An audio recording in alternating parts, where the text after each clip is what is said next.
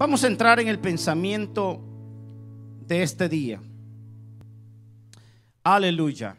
La iglesia de Cristo Jesús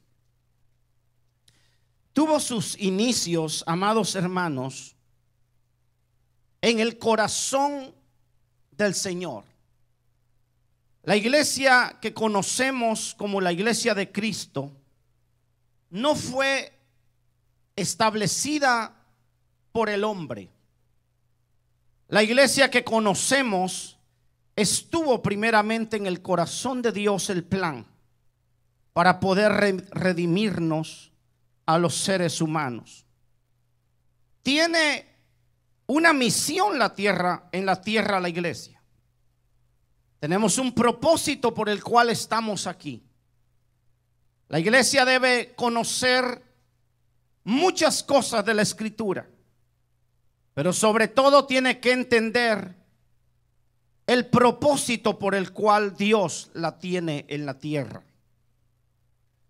Muchos cristianos pasan por desapercibido poder leer la Escritura, tomar tiempo para preguntarle a Dios que esa palabra se haga carne en sus vidas. Yo quiero decirle que cuando tomamos ese tiempo para decirle a Dios: Señor, coloca tus mandamientos en nuestros corazones, Dios comienza a operar en el corazón que anhela conocer al Señor. Ahora, el Padre tuvo la visión de formar la iglesia. Dios siempre ha deseado crear gente para sí mismo. Dios quiso colocar a Adán desde el principio, que tuviera un contacto y una comunión directa con su Creador, con su Dios, con su Padre. Pero de pronto el primer hombre falla y la bendición se le esfuma de la mano al primer hombre que Dios plantó en la tierra. Y entonces cuando Dios ve que en su plan Él iba a poner al hombre en la tierra, lógicamente Adán desprecia en su caída todas las ofertas de bendición de parte de nuestro Dios. Entonces Dios comienza a crear un pueblo. Entonces dice la Biblia que llamó a Abraham. Y Abraham es curioso que lo saca de una familia que ni siquiera conocían a Dios, que eran idólatras, pero que Dios empezó llegando al corazón de este hombre para poderle mostrar el plan.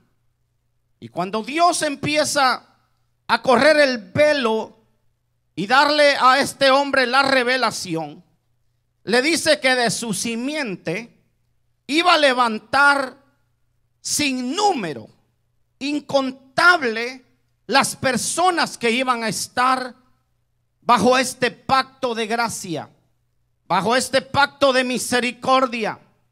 Y entonces Dios se le empieza a revelar a Abraham. Pero de pronto, amados hermanos, de Abraham sale su simiente. Y Dios le había dicho que de su simiente levantaría un pueblo para él. Y es el pueblo que nosotros conocemos como el pueblo de Israel, como el pueblo hebreo. Pero durante los años y las centenas de años que fueron pasando, este pueblo también le fue dando las espaldas a Dios. Pero Dios, a pesar de que el hombre lo rechazaba, a pesar de que el hombre le fallaba, Dios continuaba con su plan. Y Dios sigue continuando con su plan de crear gente para sí, de tener gente para su reino y que disfruten de las bendiciones del Padre de las luces. Ahora, estos patriarcas que Dios levantó, como Abraham, como Isaac, como Jacob, como David, fueron hombres que le conocieron bastante de cerca al Señor, aunque siempre vemos sus debilidades, porque el hombre siempre falla. El único que no falla es Dios. El único que nunca te va a fallar es el Señor. Podemos nosotros, hermanos, decir: me falló fulano, pero en realidad, cuando nos ponemos a pensar la bondad de Dios, el amor de Dios, la misericordia de Dios, todos los días de tu vida, tú la miras en tus hijos, en tu familia. A pesar de que tal vez tus hijos se han apartado de Dios, Dios dice, no importa, yo tengo un plan con ellos. Y el plan que yo tengo lo voy a desarrollar, aunque muchos días se me vaya de las manos. Serán como pródigos, pero regresarán a casa, porque el Padre siempre les estará esperando con amor, con brazos abiertos, con compasión, con nuevas oportunidades, con planes frescos para meterlos a la casa y darles el refrigerio que ellos necesitan. Alabado sea Dios. Así le pasó a usted, así me pasó a mí, estando tan lejos de las promesas de Dios, estando tan lejos de los pactos de Dios. Dios se acercó a nosotros.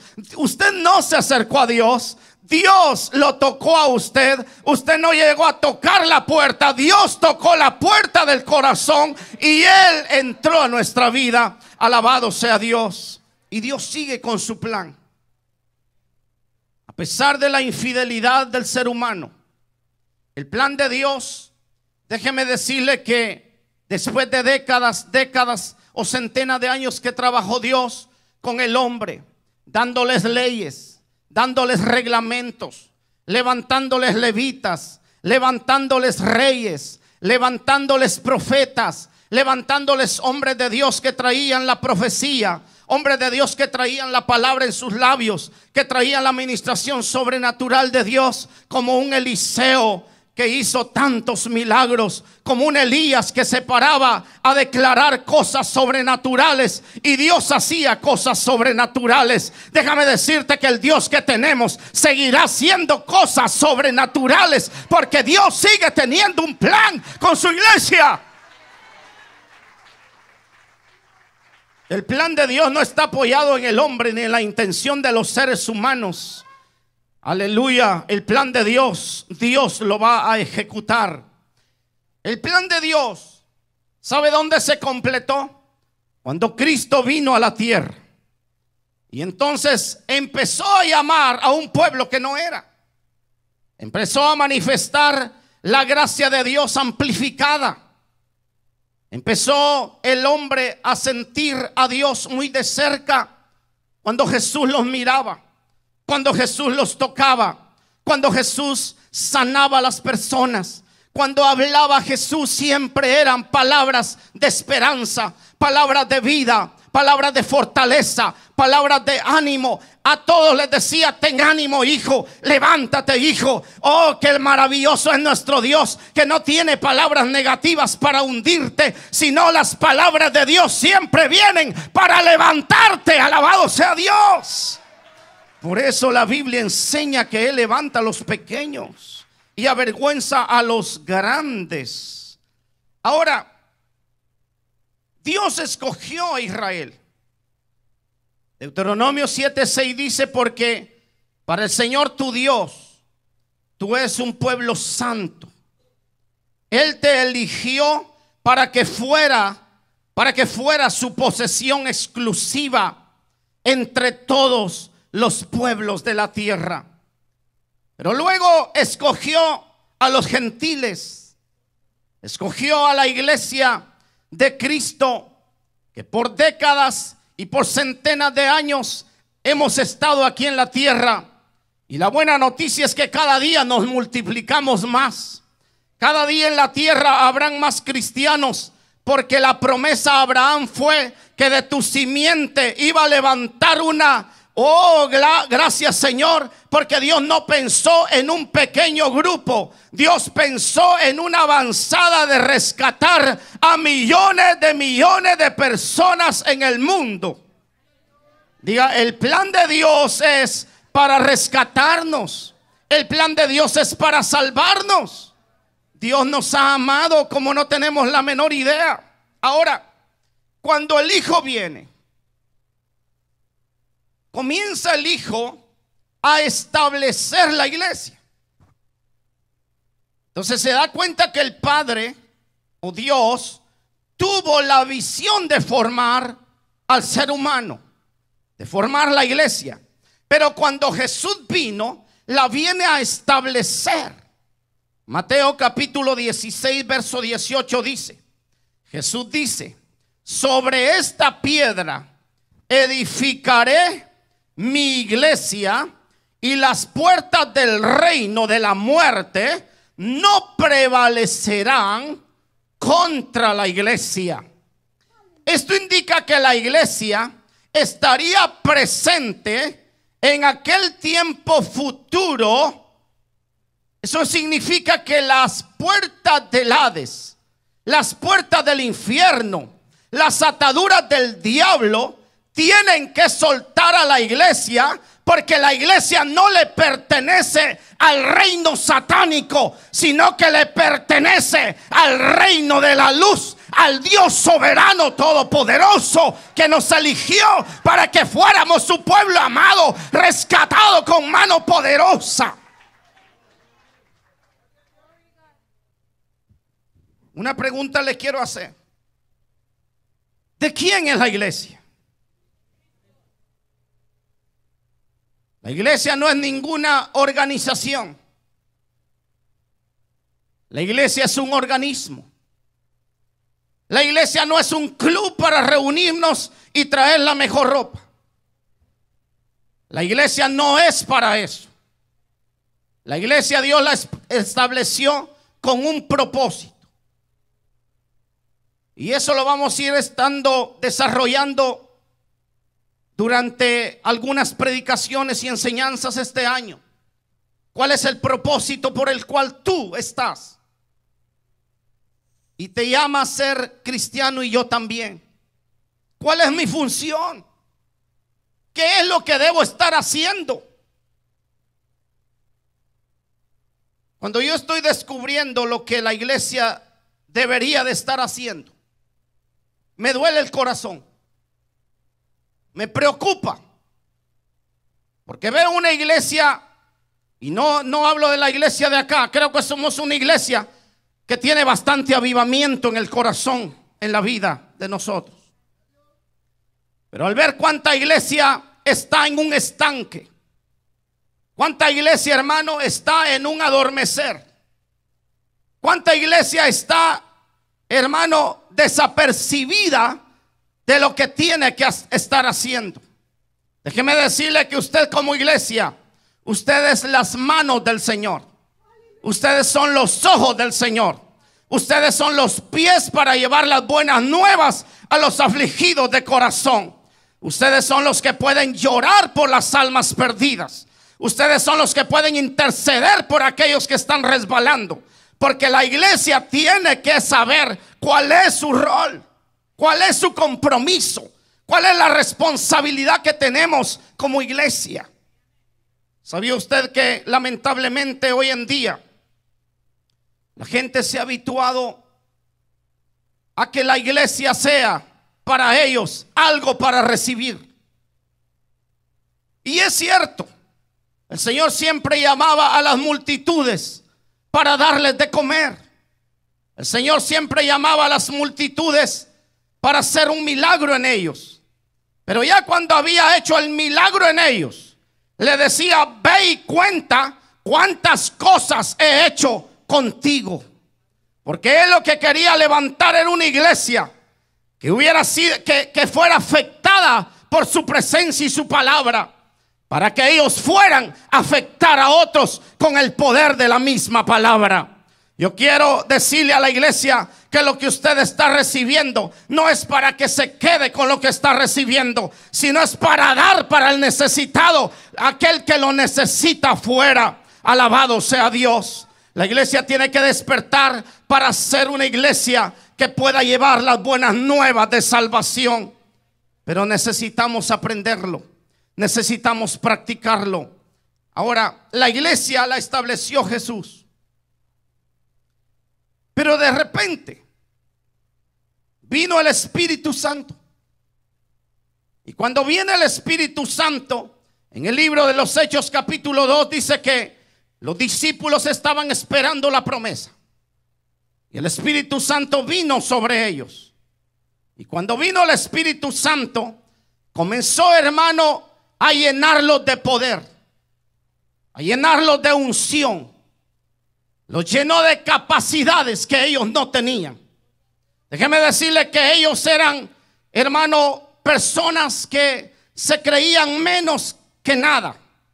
Eran personas, hermano amado, que no tenían mucho conocimiento de la ley y las escrituras. Pero algo se les metió adentro. No es tanto lo que tú conozcas aquí, sino lo que tengas por dentro en el corazón. Si tienes revelación, vas a actuar de acuerdo a la revelación. Muchas personas reciben conocimiento, pero no bajan el conocimiento al corazón. Como dicen por ahí, son tan cristianos cebollones. Y es una realidad. Pero el Espíritu Santo, cuando vino, me doy cuenta que Él vino a energizar la iglesia del Señor. Déjeme decirle que sin el Espíritu Santo, la iglesia no puede avanzar. Sin el mover de la gloria de Dios, la iglesia no puede avanzar ni siquiera un centímetro. Nosotros necesitamos depender totalmente, exclusivamente de la presencia del Espíritu Santo en nuestra vida. Para que Él pueda usarte con poder, necesitas la llenura del Espíritu Santo de Dios. Levante su mano y diga: yo quiero eso. Espíritu Santo, yo quiero eso. Es fascinante ver cómo el Espíritu Santo, cuando estaban reunidos, cuando estaban unánimes, cuando estaban orando, cuando estaban, hermano, esperando la llenura, porque Él no te la puede dar si tú no la deseas. Tú necesitas arder del deseo de decir: yo quiero tener ese don. Por eso Pablo decía: es bueno desear los mejores dones, pero hay que desearlos ardientemente en el corazón. Porque para Dios darte algo, tú necesitas tener ardor por lo que quieres tener. Lo que necesita hoy la iglesia es volver a esa pasión que tenía la iglesia del principio. Pasión por reunirse, pasión por orar, pasión por amar a los hermanos. Qué maravilloso es pensar la obra del Espíritu Santo. La iglesia fue fundada durante el ministerio de Cristo, pero la iglesia fue avivada y fue energizada por el Espíritu Santo de Dios. Déjeme decirle que aquí yo veo el trabajo del Padre, el trabajo del Hijo y el trabajo del Espíritu Santo. El Padre tuvo la visión, el Hijo la estableció, y el Espíritu Santo lo que hace es energizar esa visión del Padre. Cuando dicen gloria a Dios por el Padre, gloria a Dios por el Espíritu Santo, gloria a Dios por nuestro Salvador. Aleluya, aleluya. Por eso es que dice la Biblia que las puertas del reino de la muerte no prevalecerán contra la iglesia, porque es de Jesucristo. Te rayaste, hermano, si eres de Jesucristo. Te sacaste más que la lotería si tú eres de Jesucristo. Porque hay vallado de ángeles que te cubren. Hay una protección divina que te rodea todos los días de tu vida. Oh, gloria a Dios. Gloria a Dios. El Espíritu Santo nos revela entonces cuál es la naturaleza de la iglesia. Necesitamos la revelación del Espíritu Santo para que sepamos qué debe ser la iglesia y qué debe hacer la iglesia. Nos concentramos muchas veces en qué debe ser la iglesia. La iglesia es la novia de Cristo. La iglesia va a ser perfeccionada como la novia, sin mancha y sin arruga para el Señor. Eso es lo que nosotros vamos a hacer. Pero lo que nos conviene hacer Tenemos que practicarlo. Si somos verdaderamente la iglesia de Cristo, tenemos que saber qué Dios va a hacer conmigo y que Dios quiere que yo haga por Dios. Pregúntale al hermano y dígale: ¿qué estás haciendo tú para el reino de Dios?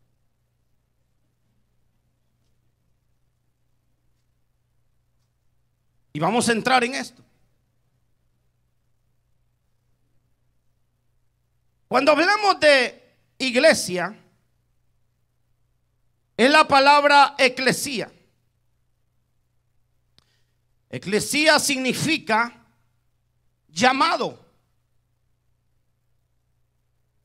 Se usaba para describir una asamblea de gente. O sea, la idea era la de una asamblea o de una comunidad que Dios llamó para estar reunidos. Eclesía se refiere tanto a la iglesia universal como a la iglesia local. La iglesia universal está en todo el mundo. La iglesia universal, yo he ido a Guatemala y allá está la iglesia de Cristo, porque está en toda la tierra, de toda lengua, de toda tribu, de toda nación, de todas las costumbres. Han venido a vivir, a tomar de la misma fuente de la salvación. Han creído en Cristo, han sido bautizados en las aguas, creen en un mismo Dios, tienen en una misma fe que nosotros, y esa es la iglesia que está en todos lados, y es la iglesia universal de Cristo. Ahora, hay una iglesia local, y la iglesia local, como la Biblia traduce iglesia, es una asamblea que está unida. Es una asamblea que está reunida. Por eso usted se ha de dar cuenta que cuando el Espíritu Santo vino, buscó una reunión, buscó una iglesia, buscó una eclesía para él derramarse. Por eso Jesús dijo: donde 2 o 3 estén reunidos, en otras palabras, yo me voy a mover donde haya unidad y donde haya, hermano, compañerismo y donde hay amor, porque Dios no se mueve donde hay distanciamiento, donde hay egoísmo. Dios no se mueve ahí. Nosotros necesitamos limpiarnos de esas cosas para que el Espíritu Santo pueda venir y marcarnos en un nuevo tiempo, en una nueva temporada, en una nueva unción, para hacer lo que Dios quiere que hagamos. Ok. Vamos en parte. Eclesía entonces se refiere a la iglesia universal. Cuando fui a Guatemala, encontré hermanos que los pude abrazar, que por el Espíritu me identifiqué con ellos. Les pude decir: hermano, le amo, le bendigo, somos el cuerpo de Cristo. Cuando fui a Honduras igual, encontré hermanos, los abracé, compartimos la palabra, compartimos momentos hermosos, comer juntos, incluso nos dormimos juntos con unos pastores en el mismo hotel y nunca nos habíamos visto, pero hay una identidad porque somos la iglesia de Jesucristo. Y qué lindo es reunirnos con ellos y estamos unidos por las coyunturas que son los ministerios. Pero un cristiano no puede estar separado de lo que es la coinonía. Una oveja no puede estar fuera del redil. Un niño no puede estar fuera de casa. Hay muchos huérfanos espirituales que no reconocen una casa, que no reconocen a alguien que les amamanta con la palabra. Hay dos tipos de personas en las iglesias. En las iglesias hay las personas que se sientan para poder decir qué error hay en el pastor, qué error hay en los que tocan. Y si alguien mete, disculpe la palabra, la pata, se lo comen. Pero hay otra gente que ha entendido que el pueblo del Señor tiene que ser sanado de sus heridas y participa de esa colaboración. Viene la sanidad para el cuerpo de Cristo. Tóquese sus manos y diga: estas manos son para sanar. A ver, diga: estas manos son para tocar el cuerpo de Cristo, no son para golpearlo. Las manos no lo las dieron para golpear, las manos no las dieron para abrazar. A ver, yo quisiera que pongamos por obra esta palabra y se salga de su asiento y estreche a algún hermano y le diga: te amo en el amor de Jesús, porque eres parte del cuerpo de Cristo. Te amo. No abrace al que siempre abraza. Aleluya.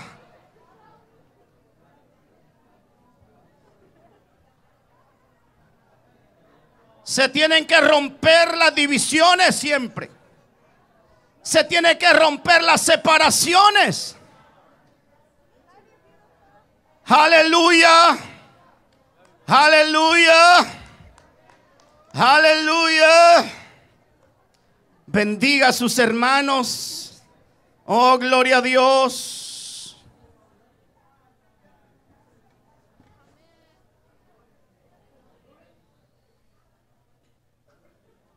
Oh, gloria a Jesús.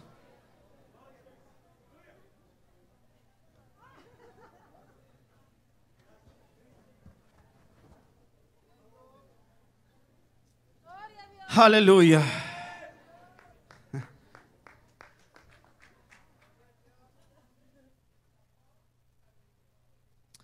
¿Cuál es el énfasis que el Señor da en los mandamientos? Los 6 mandamientos hablan de amar a los hermanos, de tener comunión con la gente, de preocuparte por la sanidad de tu hermano, de que ellos tengan también y alcancen lo que tú has alcanzado. Y 4 de los mandamientos son directamente dirigidos a Dios. O sea que cuando a Jesús vinieron a decirle: maestro, ¿cuáles los mandamientos que tú nos vas a dar? Solo les voy a dar el más importante, porque ni servir es más importante que amar. De nada sirve, dice la Biblia, que tú tengas todos los dones, que tengas toda la fe, pero no tengas amor.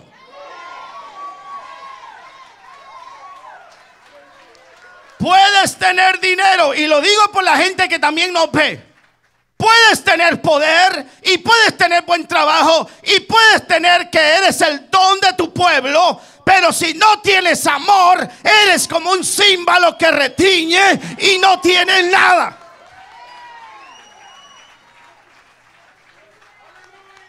Lo más importante del evangelio, pero no solamente conocer que debo amar, sino practicarlo.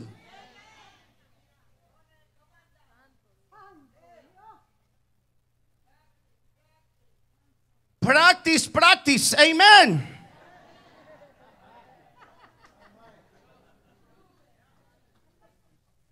¿Acaso no es rico sentir la unidad que tengo con mi esposa? ¿Acaso no es rico sentir la unidad que tengo con el liderazgo, que los puedo amar y besar a todos? Es tan especial verlos, es tan especial amarles y expresarles. ¿De qué me serviría predicarles bien y odiarlos? ¿De qué me serviría ser un elocuente predicador e incluso un ungido predicador, pero cuando bajo soy ágrido con la gente? De nada sirve. Lo más importante es que si yo sea solo un mandamiento, lo practique, lo viva y agrade y adore al que me amó con amor eterno. A ver, dele palmas al Señor, porque hoy se tienen que romper muchas cosas. Aleluya. En esto conocerán que son mis discípulos, en que os améis. Usted puede decir amo a Dios, pero no puede decir amo a Dios y desprecia a los hermanos. Usted tiene que abrazar a medio mundo. Es tan lindo el carácter del apóstol Pablo que él decía: yo recomiendo a este hombre y es amado Filemón, y es amado Timoteo, y es amada esta mujer. Qué hermoso es el evangelio sencillo, sin mucha pompa, donde tú le puedes decir al hermano: ¿sabes qué? Te amo como tú eres. That's it. Tú eres tan diferente a mí, pero pongo a un lado las diferencias porque hay algo que nos identifica, porque somos el cuerpo. Diga, somos un solo cuerpo. Diga, somos un solo cuerpo. Un solo. Usted no puede funcionar bien cuando el hermano está mal.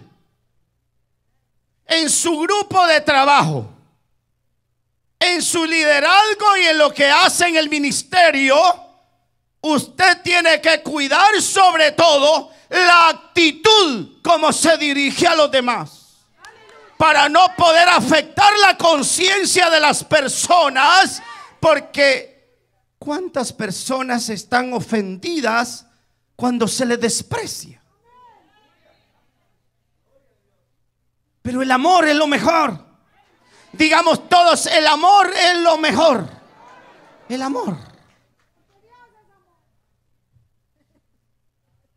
Coinonía, diga coinonía.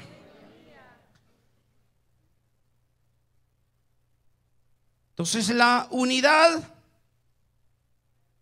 la coinonía, la eclesía debe ser expresada para que la gente pueda ver y pueda sentirlo.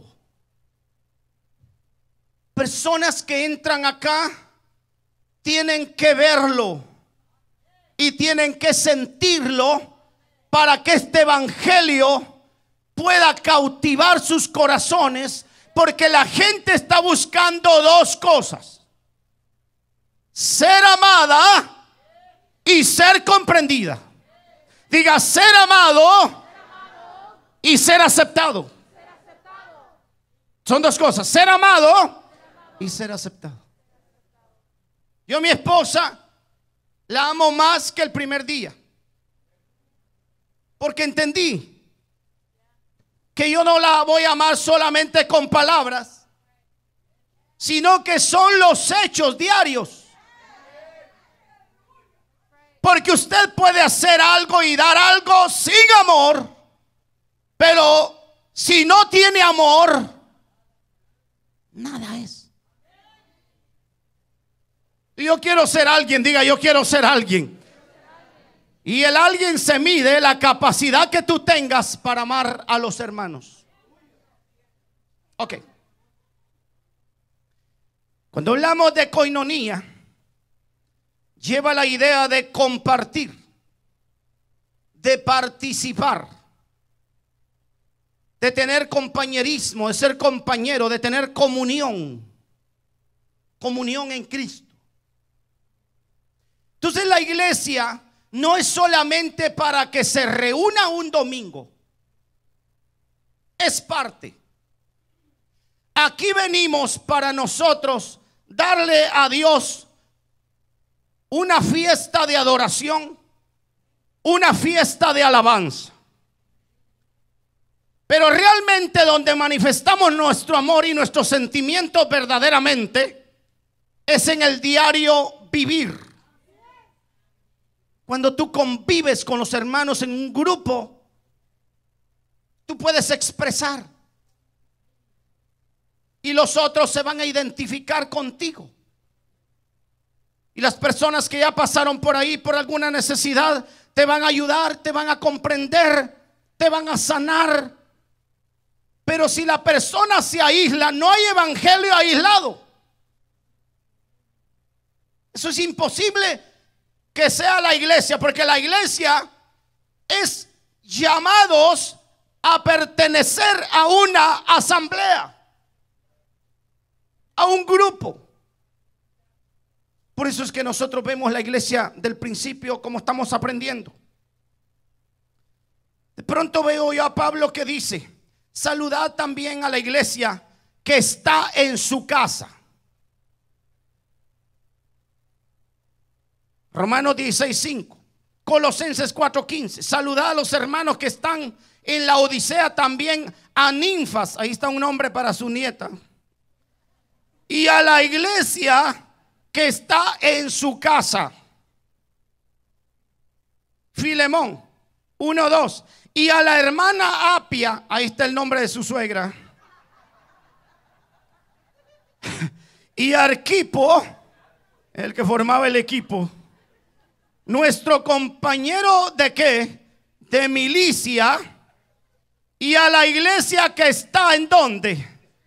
En su casa. A ver, toque al hermano y diga: llévate la iglesia a tu casa, abre tu casa y haz un grupo familiar en tu casa, porque tienes que abrir tu casa para que sea la iglesia un grupo de personas, un conjunto de personas llamadas para un mismo propósito. Ok, entonces la iglesia es una coinonía. La coinonía se caracteriza primeramente por la unidad. Diga, la unidad. Lo segundo, se caracteriza por el amor.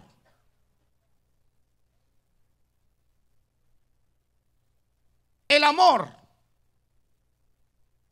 El apóstol Pablo dice: haced completo mi gozo, siendo del mismo sentir, conservando el mismo amor, unidos en espíritu y dedicados a un mismo propósito. Entonces, si esta es la iglesia Casa de Gracia y Dios nos ha dado una visión de trabajo, un propósito, usted tiene que unirse al trabajo, unirse al propósito, pero unirse con amor. Porque muchas veces nos podemos unir con rivalidad, nos podemos unir rechazándonos, y eso no funciona. Eso es imposible. Romanos 12:16. Tened el mismo sentir unos con otros. No seáis altivos en vuestro pensar, sino condescendiendo con los humildes. No seáis sabios en vuestra propia opinión. Esta es la demostración del amor. Teniendo y tratando de tener el mismo sentir los unos a los otros. Qué lindo es cuando usted tiene el mismo sentir con su esposa. Qué lindo es tener amor y unidad. Mire, hace muchos años atrás, cuando nosotros casi recién empezábamos en el evangelio, son más de 20 años. Yo recuerdo que yo iba con mi esposa a los discipulados y ella tenía uno. Yo en ese tiempo no podía ni dar un discipulado. No sabía enseñar, no sabía predicar. Mi esposa ya sabía. Y una vez me dijo mi esposa: el Señor me está llamando al evangelismo. Y el Señor me ha dicho que vamos a ganar muchas almas, amén. Y lo estamos viendo, porque todo tiene su tiempo.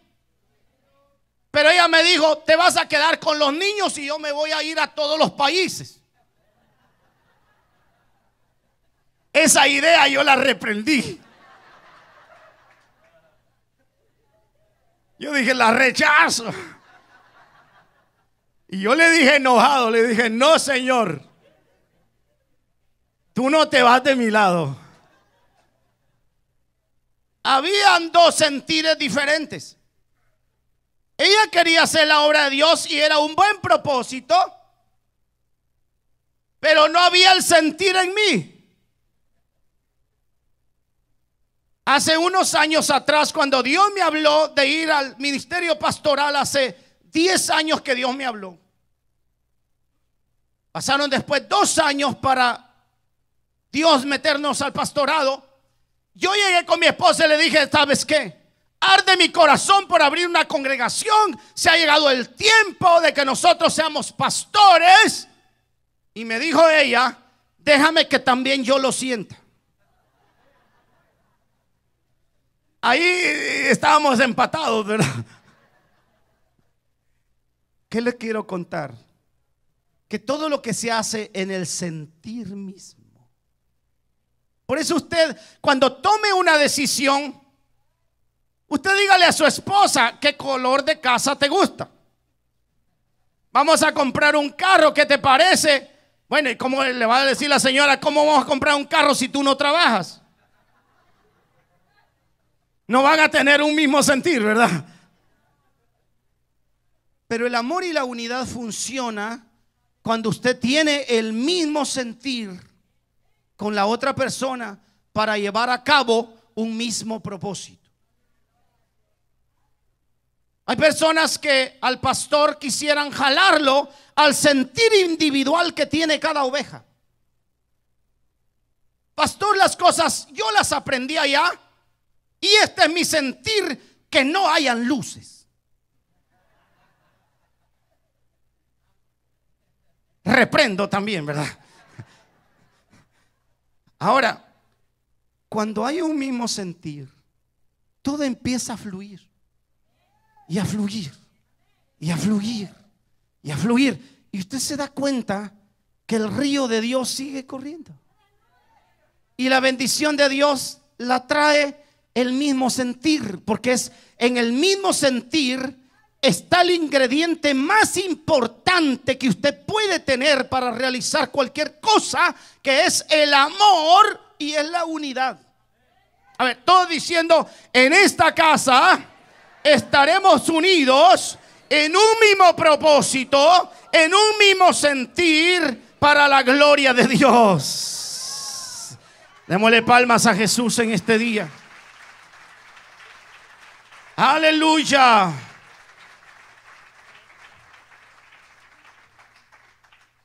Estamos hablando de qué característica hay en lo que es la eclesía, en lo que es la iglesia.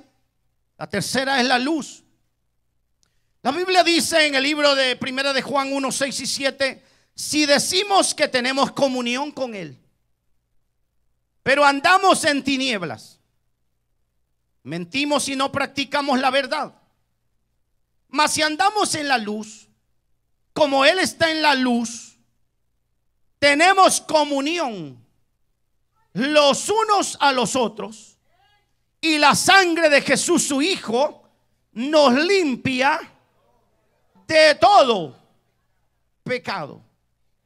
O sea, tu luz se manifiesta cuando amas a los hermanos.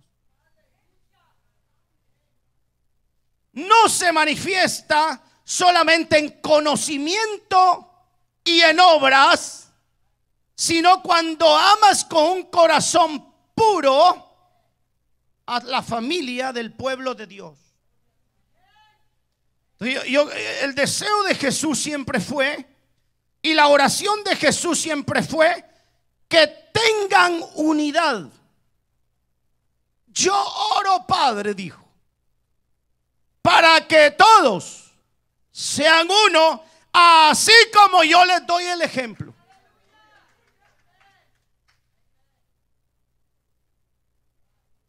Porque hay gente que quiere hablar de matrimonio y perdió ya dos. Imposible que puedas hablar de matrimonio si ya perdiste dos. Y si estás intentando con el tercero, yo creo que no llegarás ni a un año ni dos. Pero dice, así como tú y yo somos uno. ¿Sabe por qué podemos ministrar a las parejas? Porque hay unidad. Porque hay amor recíproco. Yo doy, tú me das amor. Porque el amor es de dos. Entonces la Biblia, ¿vamos bien o estoy muy fuerte este día? ¿Quiere amar a su hermano o solo quiere la unción? Quiero amar al hermano, pero también quiero la unción. Aleluya. Aleluya. Una de las características que me llama la atención verlo en la Biblia es que, y el apóstol Pablo la tenía, una de las características de la iglesia es que diga el sufrimiento. Hermanos amados, todos nos identificamos en el sufrimiento, ¿verdad? Hace un rato, hace unos días, Ulises casi se quebró la pierna, y ahora tú te la quebraste también casi. ¿Verdad? Porque nos estamos identificando en el sufrimiento. Tú necesitas estar en un grupo para identificarte con los sufrimientos de tu hermano. Porque lo que tú ya viviste y pasaste y sanaste, es como cuando Cristo padeció todo lo que tuvo que padecer, pero cuando resucita de la tumba, traía consolación. Y dijo, miren mis manos, yo ya pasé el sufrimiento, así que si yo lo pasé, usted también lo puede pasar. Oh, dele palmas al Señor. Así que lo que tú estás viviendo, Dios quiere que lo atravieses. Porque tu experiencia la va a necesitar el cuerpo de Cristo. Pero si nunca has pasado ríos y nunca has navegado, no tienes que decir nada sobre eso. Pero si has pasado por las aguas y el fuego, puedes decir ahora, Dios ha estado conmigo en el fuego y en todo lugar. Aleluya. Oh, alabado sea Dios. ¿Sabe qué nos caracteriza como pueblo de Dios? Que a pesar de los sufrimientos, que a pesar de que el diablo quisiera derribarnos, a veces hay personas, hermano, que uno puede percibir que están pasando un tiempo difícil. Y entonces ahí es donde usted, hermano, puede llegar a decir, hermano, le invito a un cafecito. No le eche más, hermano, paja ahí para que se queme. No, levante a su hermano y dígale, te amo en el amor del Señor. Oh, Dios quiere restaurarte a ti también. Mire, hermano, ¿sabe por qué yo puedo hablar que los matrimonios pueden ser restaurados? Porque nosotros fuimos restaurados. ¿Sabe por qué puedo hablar del amor? Porque nunca le expresaría una falta. Y si la expreso, le pido perdón. Porque errores son de humanos. Y lo lindo de esto es que cuando usted practica la eclesía, la coinonía, en un grupo, eso es maravilloso. Entonces usted tiene el apoyo del grupo. Hay gentes que uno ni sabe quiénes son en la iglesia. Pueden pasar 6 meses, 1 año desapercibidos, no llenan ni siquiera una membresía. Y entonces no les podemos conocer. Se ausentan de la iglesia y después dice: el pastor no vino. ¿Cómo voy a ir si nunca te conocí? Eso es imposible. Pero en un grupo, ¿qué pasa con la iglesia del principio? ¿Por qué crecía? Una de las cosas por qué crecía la iglesia del principio era la unidad y el amor que sentían todos. Entonces, ¿qué nos identifica? El sufrimiento. ¿Y tú crees que solo tú has pasado ese rechazo? ¿Tú crees que solo has pasado esa enfermedad? Cuando te sientes ahí, no, mejor no voy a la iglesia porque van a saber que yo le he fallado a Dios. ¿Acaso que no le hemos fallado a Dios todos los que estamos aquí? Dios está buscando gente real, transparente. Dios está buscando gente que diga: yo le he fallado a Dios, pero ¿saben qué? Aquí está mi corazón arrepentido una vez más, y yo quiero con todo el corazón que Dios me levante y me perdona de nuevo. Y ahí vas a estar tú para restaurar a la gente, porque de ahí también tú vienes. Oh, gloria a Dios. Gracias a Dios que Dios no comisionó ángeles para esta tarea. Te comisionó a ti, que has caído pero te has levantado, que te has confundido pero Dios ha sido tu luz. Aleluya. Alabado sea Dios. Dios está consciente en nuestro sufrimiento, pero también lo debe estar nuestros hermanos, conscientes de lo que estamos pasando. Usted se ha de pensar que tal vez aquí hay una persona que no tiene ni para comer hoy. Y si hay alguien que no tiene para comer hoy, háganoslo saber, porque para eso estamos, para poderles ayudar, porque la iglesia del principio así lo hacía.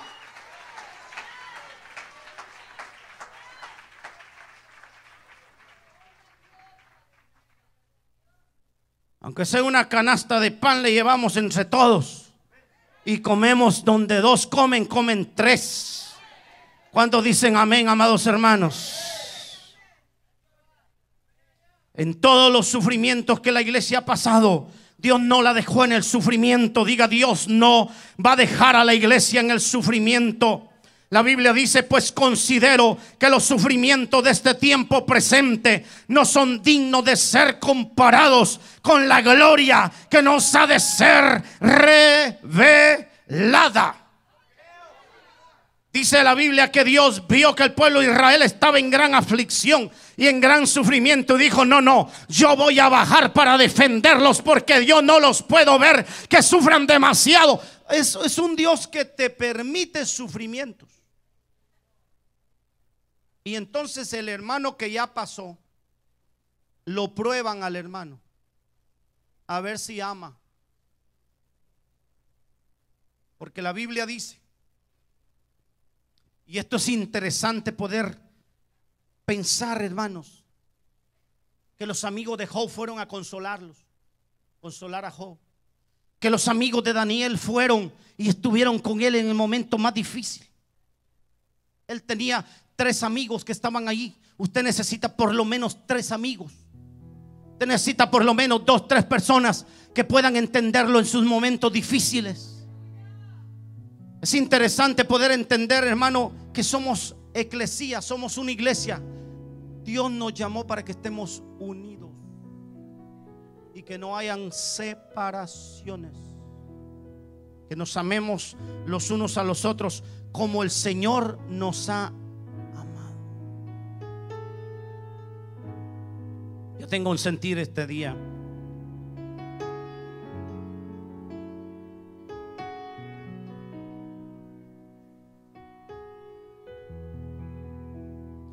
El libro de Job dice: para el abatido debe haber compasión de parte de su amigo, no sea que abandone el temor del Todopoderoso. Oiga esto: para el abatido debe haber compasión de parte de su amigo, no sea que abandone el temor del Todopoderoso. Un abrazo tuyo lo puede restaurar. Una llamada lo puede restaurar y lo puede levantar. ¿Sabes tú quién está a tu lado? Un hermanito lindo, una hermanita linda. Fíjese cómo le decía Pablo a Gayo: amado, yo deseo que seas prosperado en todo. Diga: amado. A ver, si hay alguna hermana al lado, dígale: amada. ¿Por qué no se tratan así de hoy en adelante? Hola, amada. ¿Cómo está mi hermana amada? ¿Cómo está mi hermanita? Usted le puede mandar un corazoncito. Sé que estás pasando aflicciones, Vic. Y entonces usted le pone ahí: I love you. Porque mucha gente no está en la iglesia porque no se le ha dado el amor. Dios les ama, pero la iglesia los despreció. A los que vengan a la iglesia, si quieren alegrar mi corazón como pastor, porque mi corazón es así: abrazarlos a todos, recibirlos a todos y reconocer lo que hay en ellos, porque son el cuerpo valioso de Cristo, comprados con la sangre preciosa que me compró a mí y que te compró a ti. Vamos a cerrar nuestros ojitos. Gracias, Señor. Gracias, Señor. Gracias, Señor. En todo tiempo ama el amigo, y el hermano nace para el tiempo de la angustia. ¿Sabe para qué está el hermano de al lado? Para sus momentos difíciles, para sus momentos muy difíciles. Aquí vamos a establecer pronto un equipo de gente que salga a orar. El Señor ha estado poniendo en mi corazón la necesidad de formar un equipo que salga a orar por las necesidades de las personas. Personas que han dicho: necesitamos oración. Tal vez yo no puedo ir, pero va alguien en representación de Cristo, en representación nuestra, para que ellos pongan las manos sobre las personas que están pasando una necesidad, darles una palabra de esperanza. Tal vez no les puedes ayudar con dinero, pero sí les puedes dar consolación.